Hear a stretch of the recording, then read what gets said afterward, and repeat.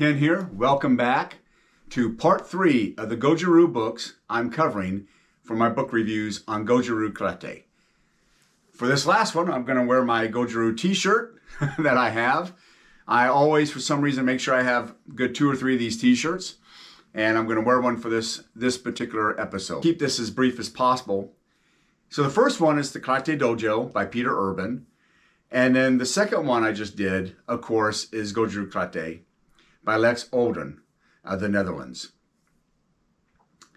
And I'd mentioned that with the Peter Urban book, the Karate Dojo, I have lent so many out over the years and without expectation getting back, and I've even just bought some to give out to people because I was just lending it out. And the other book I said I probably won't loan or give away. I think I'll probably keep it. Because when I loan a book, I hope to get it back, but I don't expect to. This next book, I will never loan nor give away, and I'll explain why.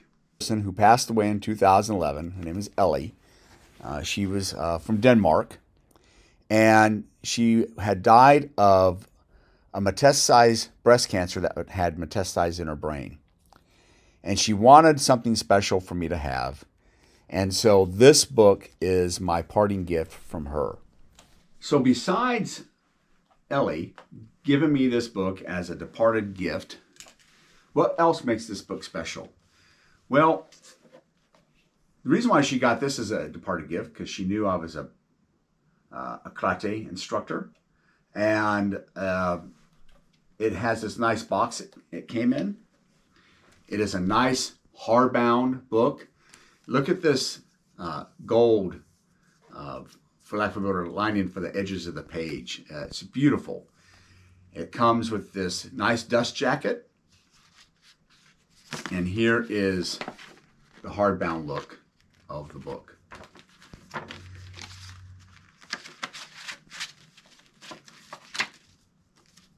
Here is the letter of authenticity that came with the book.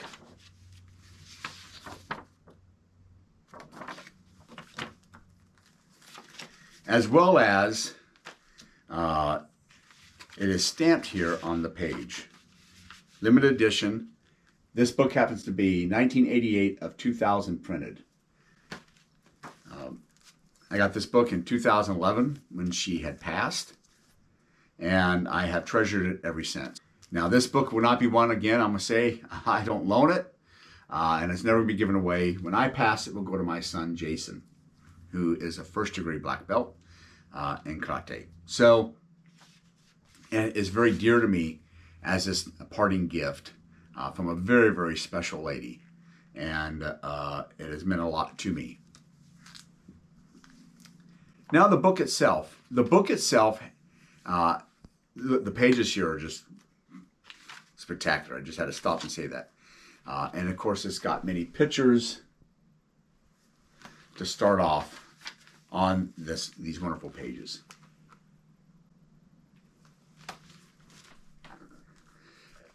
Now, how do I usually treat books? Well, if they're not special editions, just a regular hardbound or paperback book, I'll read them, put them on the floor, let them sit there on an end table for a while, finally put them back on the shelf, leave them on my desk. This is one of the few books, not the only one, but it's one of the few books, every time I'm done using it, and I don't believe you get a book no matter what and don't use it. You read the book and you go through it and you flip through it. But every time I get this one, it doesn't go on the floor. Every time I finish, it always goes back in the box and put on the shelf. I do not just leave it around. I don't want to spill a drink on it. I don't want the dog to step on it. It always goes back on the shelf.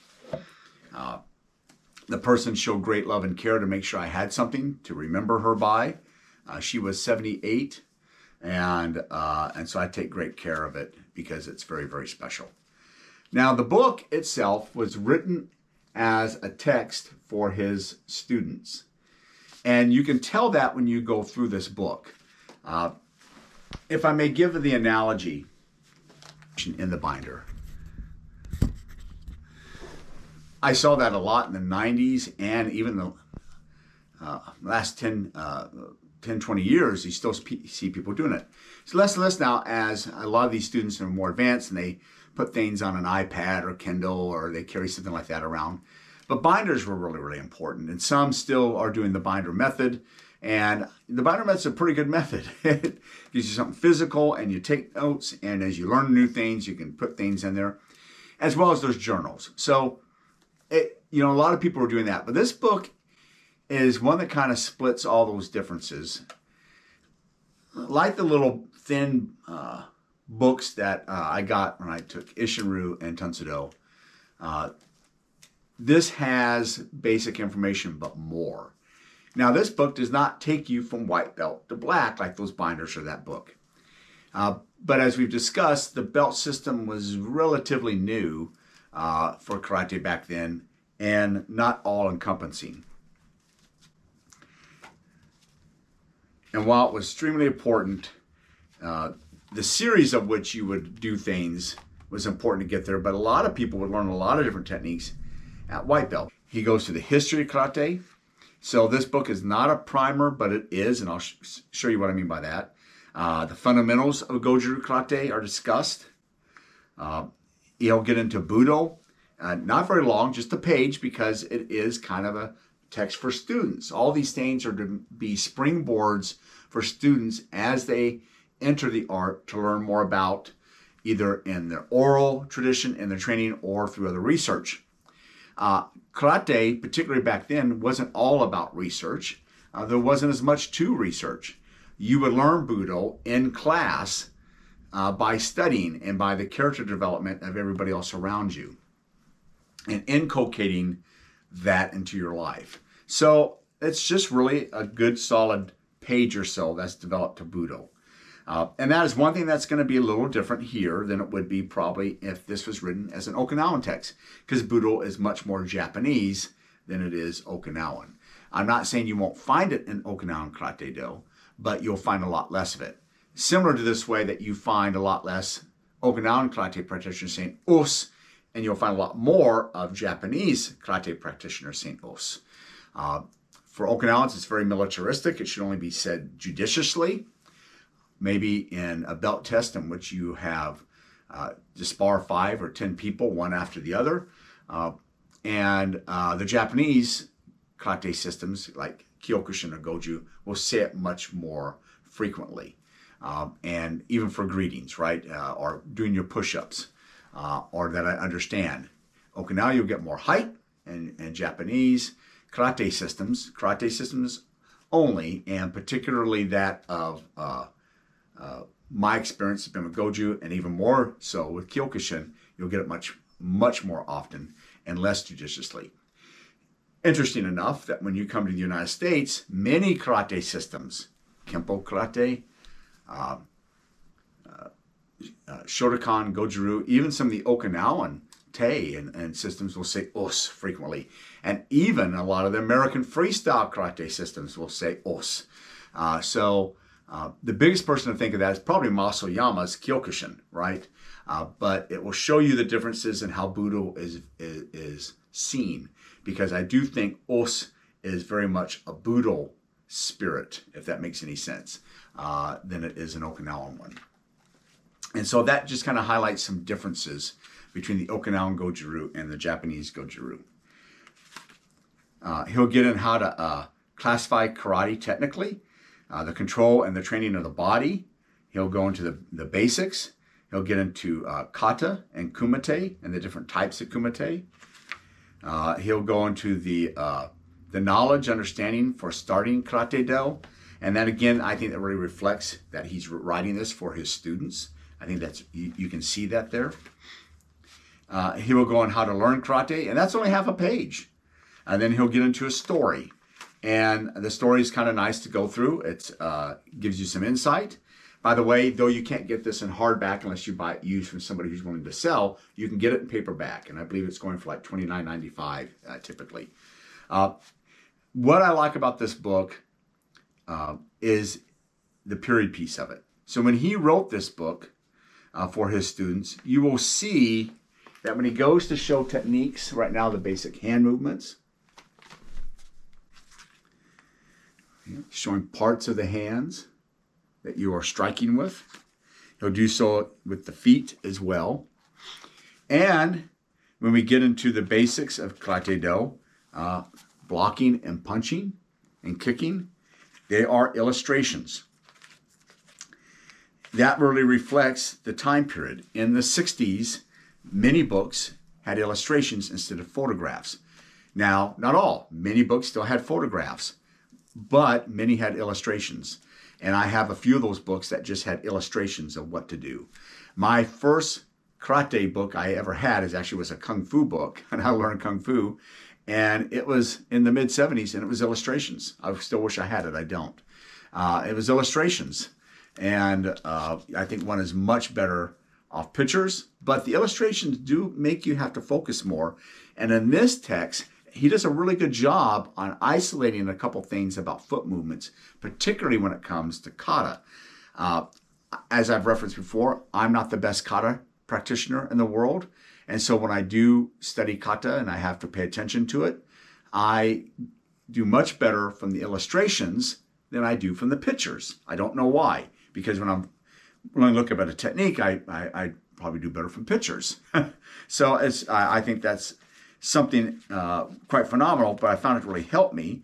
And I'm sure that there's probably an explanation of why that is. But let me give you an example here.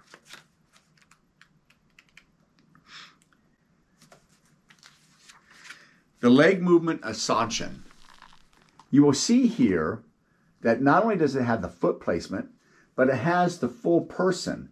So as you can see, the movement of the feet and the legs, you can also see the movement of the arms and hands at the same time. And then he will go ahead and more pictures, bigger pictures, on the movements of the arms and hands. And each time there is a quick direction on what's taking place that he has written there, including when to breathe. So I think that is important. Here is another one for the leg movements of Takioko.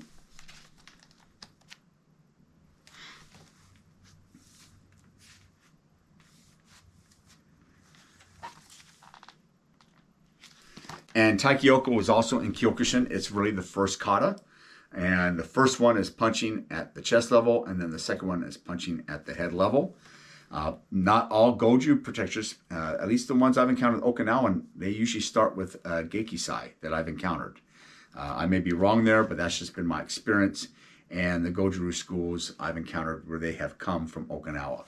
So, but in the Japanese version of Goju Ryu, in the Japanese version of Goju Ryu, they will do Takioko first, which I actually think is better. It's a better way to introduce someone to kata.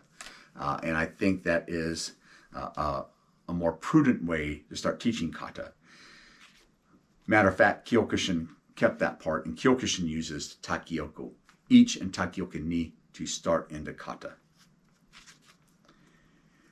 And as the katas progress and they become more advanced, the illustrations are there to walk you through it. So I think it's a very, very good book on those illustrations. He will also get into the illustrations when it comes to kumite, and there's the chapter beginning of kumite. Each chapter begins with him in a stance. He was barely 5 feet, if I recall correctly, about 150, 160 pounds. So he's a person of short stature, but was considered very strong, very stout. When he gets into kumite, he does discuss self-defense for women and how to practice with women. You don't see that in books today very much. There's one book I can think of. Maybe I'll do a review on that book in the future because it's written by a female martial artist in Goju Ryu Karate, and I think it's very good. But usually we don't discuss those. We try to be more broad in our thinking and not discuss that. He only spends a page on it, but I think it's important. Not only does it show the time period, but there are differences.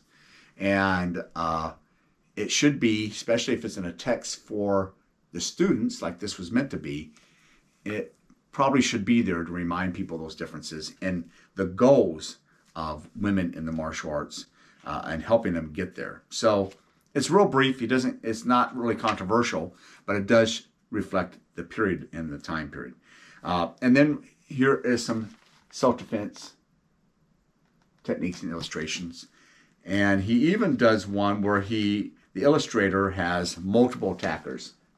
Now I want to discuss that real quick because I know when I first started taking karate, I know the first time I had multiple attackers to spar, I was put in the center and then basically just taught how to fight in the center. And you just get beat up. It'd be a few years later I would find out that no, you run and you attack and fight one person at a time the best you can and throw them into the other people and hit and keep running. So it shows this time period of how they got you in there and you were supposed to try to fight these people in the center. And it also kind of shows how you kind of see that in film, right? Martial arts film quite often showed, you're in the center fighting off people all around you. Worst place to be if you're fighting multiple people. The chances are slim when you fight multiple people, even slimmer if you're in the center of them and you want to fight one at a time. The other one I like is that in some of the illustrations it shows the women. One of the characters is a female doing something to a male. So that I think is really neat to see. There is an appendix section that deals mostly with exercises and different types of training. And that's the book. Anyways, if you happen to want to have this book in your library, I really highly recommend it for all Goju Ryu practitioners as well as any karateka. Thank you so much. Us.